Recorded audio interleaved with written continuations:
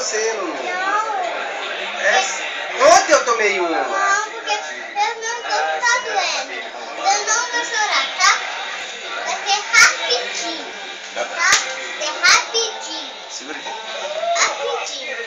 Eu falei que queria gravar, você ficar sentado lá pra ela ficar falando. Rapidinho. Ele segura ela. Não, ela vai te ajudar, Márcia, pra você. Tem que segurar ele. Eu vou segurar você. Essa vai me segurar? Fica calma, tá?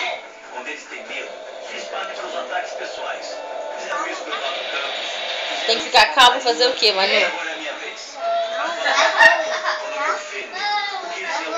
Não, que eu vou te segurar, tá? Tá bom. Pra ele fazer o quê? É disso que Ele eles tem realmente que têm fechar os medo. olhinhos, fechar os olhos e orar e aí ordenar. Você fala de novo. Fala de novo, perguntar de novo. Lulu! Você vai ajudar ele pra quê, amor? Não Vou é te ele. ajudar. Não, mas é você que vai tomar, Eu amor. vou te ajudar você. Então, tá? peraí. Então, segura aqui, amor. Não mexe na negócio, não. Você vai segurar ele? Ah, eu seguro e vou ficar calma.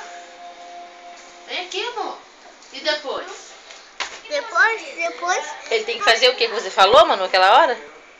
Pra tomar injeção tem que fazer o quê? orar pra Jesus. Senão dói mesmo.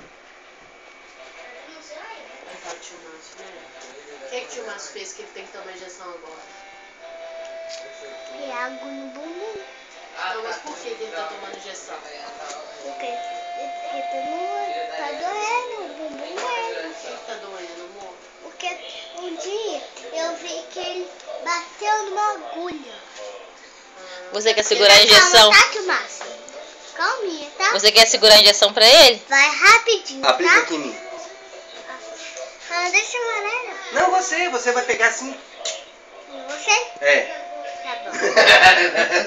Muito corajosa. É minha mão leve. É, imagina. Não dá não. Imagina.